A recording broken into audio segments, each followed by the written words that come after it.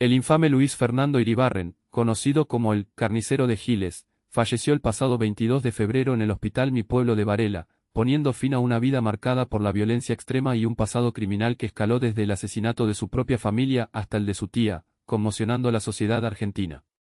Su muerte, tras años de encierro, fugas y amenazas, reabre una herida profunda en la historia del país y plantea interrogantes sobre la rehabilitación, la justicia y la capacidad de la sociedad para comprender la mente de un asesino serial. Iribarren no gozaba del mismo reconocimiento mediático que otros criminales de la talla de Carlos Eduardo Robledo Puch o Ricardo Barreda, pero, según expertos consultados por Infobae, su crueldad y la magnitud de sus crímenes lo colocan a la par, o incluso por encima, de ellos.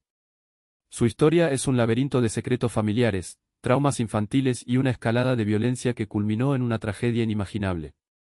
El caso original que lo catapultó a la infamia se remonta a 1995 en San Andrés de Giles. La desaparición de su tía, Alcira, despertó las sospechas de los vecinos, quienes alertaron a la policía tras percibir un olor nauseabundo proveniente de la propiedad. Lo que encontraron las autoridades fue horripilante, el cuerpo de Alcira enterrado en el jardín, víctima de 2 hachazos en la cabeza.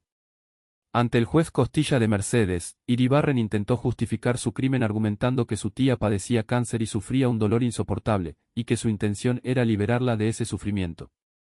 Sin embargo, su relato carecía de credibilidad, especialmente cuando reveló un oscuro secreto familiar que cambiaría el rumbo de la investigación.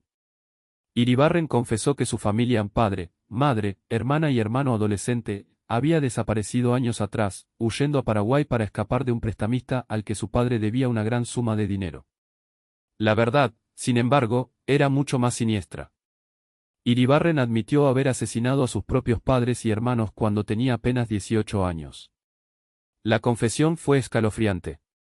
Relató que, en un momento de ira, había tomado una carabina calibre 22 y ejecutado a su padre, a su madre, a su hermana de 9 años y a su hermano de 15 años, a quien amaba profundamente. La pregunta que resonó en la sala del juzgado fue desgarradora: ¿por qué hice eso si yo a vos te quería un montón? Durante meses, Iribarren jugó con la policía, proporcionando pistas falsas sobre el paradero de los cuerpos de su familia. Finalmente, reveló la ubicación, debajo de un chiquero, donde los restos de sus seres queridos fueron encontrados.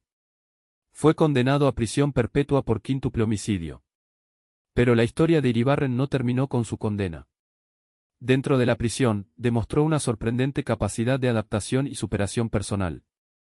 Se recibió de abogado, estudió periodismo y ciencias económicas, y se convirtió en una figura inesperada en las redes sociales, especialmente en TikTok. Bajo un perfil anónimo, Iribarren compartía mensajes, consejos legales y respondía a preguntas de estudiantes. Su pasado criminal permanecía oculto hasta 2024, cuando se le concedió el beneficio de las salidas educativas.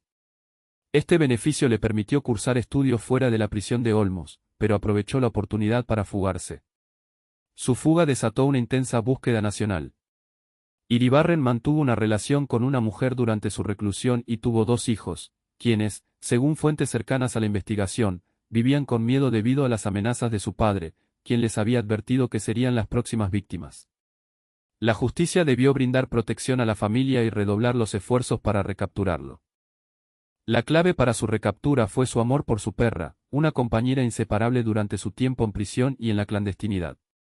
Iribarren había comprado un auto en efectivo en Santa Fe y se había refugiado en una cabaña en Santiago del Estero. La policía lo localizó gracias a una fotografía de él con su mascota que circulaba en las redes sociales. Regresó a la cárcel, donde permaneció hasta su muerte por neumonía el 22 de febrero.